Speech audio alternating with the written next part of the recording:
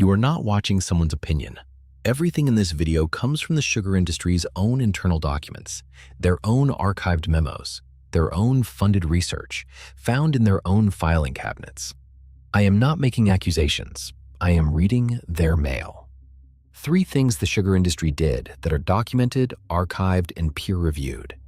And 3 reasons why the dietary advice you grew up with may have been written by the people selling you the thing that was killing you. Number 3 will reframe something you were taught in school. Number 2 involves a study they paid for, then buried when it produced the wrong answer. And number 1 involves Harvard, a payment, and 50 years of the wrong nutritional guidelines. Let's start with number 3. The New York Times receives internal emails under a Freedom of Information request. They reveal Coca-Cola had been quietly funding an organization called the Global Energy Balance Network, a non-profit run by university scientists, publishing research with one central conclusion: obesity is not caused by what you eat. It is caused by not exercising enough. This was not groundbreaking science. It was a message. Financially backed by a company selling 1.9 billion servings of sugar every single day. The lead scientist, Dr. Stephen Blair of the University of South Carolina, had received $3.5 million in Coca-Cola funding over 5 years. That funding was not disclosed in the organization's public materials. It was not disclosed in the research it published. Here's what they weren't telling you. The emails show Coca-Cola executives were not passive donors. They were active architects. One email shows a senior vice president writing to Dr. Blair with suggested messaging strategies. Another discusses how to counter what the email calls the sugar-related criticism gaining ground in public health circles. This was not science responding to evidence. This was a corporation manufacturing a counter-narrative, using university scientists and nonprofit branding to make it look independent. When the story broke, Coca-Cola shut down the Global Energy Balance Network. They did not dispute the emails. They described the program as not having the impact they had hoped. The emails are public record. The funding is documented. And the message that exercise matters more than diet, a message that dominated public health guidance for a generation, had a corporate return address. That is number 3. Number 2 is darker, because number 2 involves research they commissioned, received, and then made disappear. Number 2 starts in 1968. The Sugar Research Foundation commissions a study. They want to know what happens to rats fed a high-sugar diet over an extended period. They are paying for the research. They expect to use the results.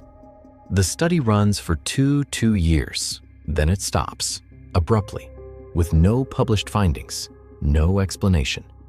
The researchers' notes go into an archive. The Sugar Research Foundation moves on. The study effectively ceases to exist.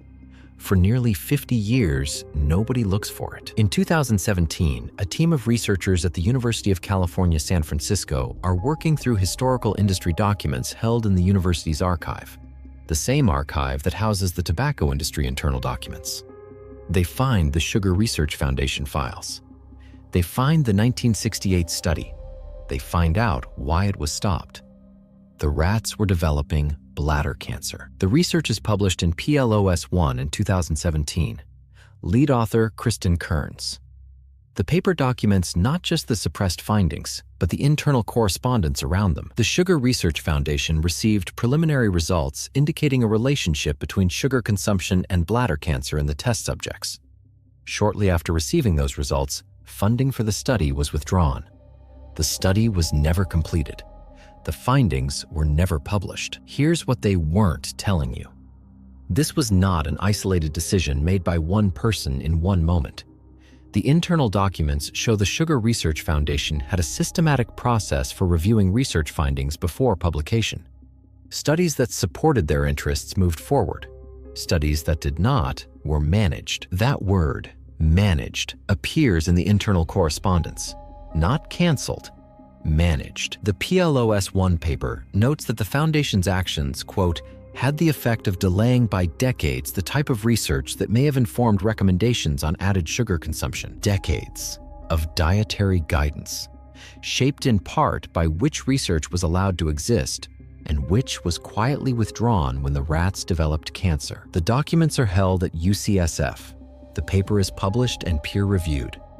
The Sugar Research Foundation's successor organization, the Sugar Association, responded to the 2017 publication by stating the research was, quote, a historical analysis and does not shed light on current industry practices. The study still does not exist in completed form. The rats still developed bladder cancer. The findings were still suppressed for 50 years. If you are angry right now, stay with me. Because number one is the one that affected every single person watching this video. It changed government dietary guidelines. It was published in the most prestigious medical journals, and it was paid for. Harvard University. The New England Journal of Medicine publishes a landmark review on diet and heart disease. The conclusion is authoritative. Dietary fat causes cardiovascular disease. Sugar's role is minor. It shapes government dietary guidelines for 5 decades. In 2016, a paper in JAMA Internal Medicine changes everything.